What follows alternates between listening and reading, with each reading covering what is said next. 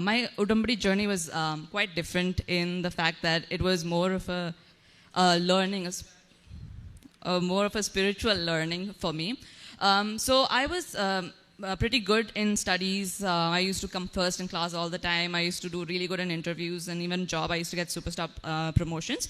And so I had worked for around 4 years in this financial company, and I decided I wanted a change.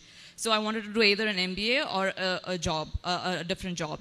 So I applied to a few jobs, and I got an interview invite from a firm in London. And so I did my normal prayers, I prepared, but I could not perform well in that interview. And that was sort of my first big failure. So that's when I saw that my mom was going to renew her Udambari. And so I thought, okay, let me put these two intentions in her Udambari itself. So I put two intentions. One was to get a good job or to get a good MBA admissions. So I had to do the GMAT exam, which is an MBA entrance exam. And so that's what I put my two Udambaris for. And even in terms of the exam, I was not very scared because I was pretty good in writing exams. So I just put it on the Udambari sheet. But on the day of the exam, I realized I went to a different test center itself. So I kind of like, my entire exam day was not perfect. And so I couldn't score really well on that exam day. So that's when I thought, okay, this is, second biggest failure again.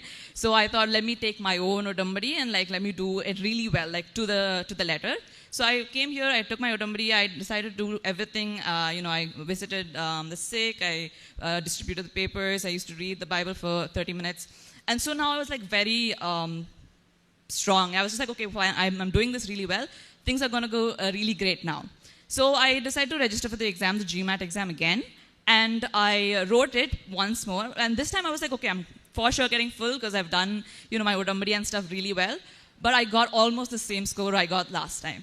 And so that was when I realized, okay, what is going on? Right? I was really confused. And I had applied to a few jobs and I got rejections from there as well. So, that's when I was like, oh my God, I'm feeling so sad. I'm feeling so angry. But it's in these moments, right, in these failures that you really can see your faith bloom. So that's what it was like God telling me, you don't know what the next steps are, but I'm just asking you to put one foot in front of the other and trust me. So, you should, when I was pretty successful, I knew that God was good, right? So it was like God telling me, do not forget in the darkness what you knew was true in the light. So you knew God was true in the light, but now when you all of a sudden not getting the success you thought, don't forget that God's still with you. So, it was still a very, very confusing, emotional roller coaster ride. But then I decided, okay, let me, whatever marks I have, that's enough. Madhav's there with me. And so I decided to apply to business schools. So I applied to one school in India, which is the Indian School of Business, and I applied to a few abroad. And my prayer was, God, please don't let me go to the Indian School of Business. I want to go somewhere abroad.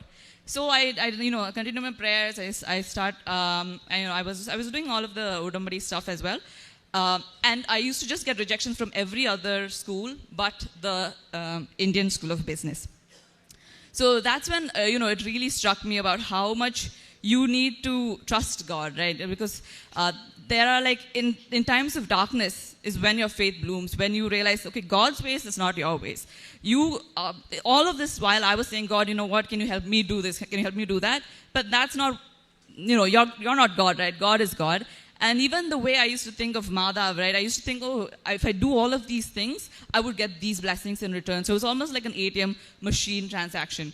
But that's when I realized even Madhav's main phrase was, your will be done. Right? So we always need to surrender ourselves to God. And so that's when I realized, let me fully surrender myself to God. And I'm like, God, it's your will, not my will.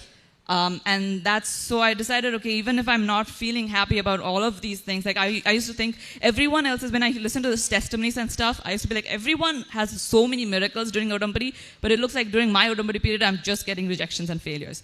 So, but that's when I realized God was actually teaching me, you learn a lot through your failures than through your successes. That I wouldn't have learned to completely surrender myself to God if it weren't for all of these failures. So I would, so then after that, I was like, okay, God, I'm going to Indian School of Business, if that's what your will is. I went, I joined in 2 weeks. I got an admission acceptance call from one of the top business schools in the world called INSEAD from Singapore. And so that's when I realized this Udambari was not a journey of worldly blessings. More, it was for sure, because I got admission into one of the top business schools in the world, which, despite no qualifications from mine, like I had a low exam score.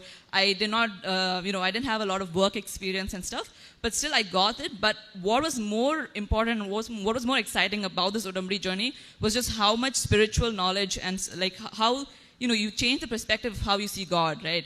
God should be in the steering wheel and not you, and you should always just keep trusting God. Praise to you, God.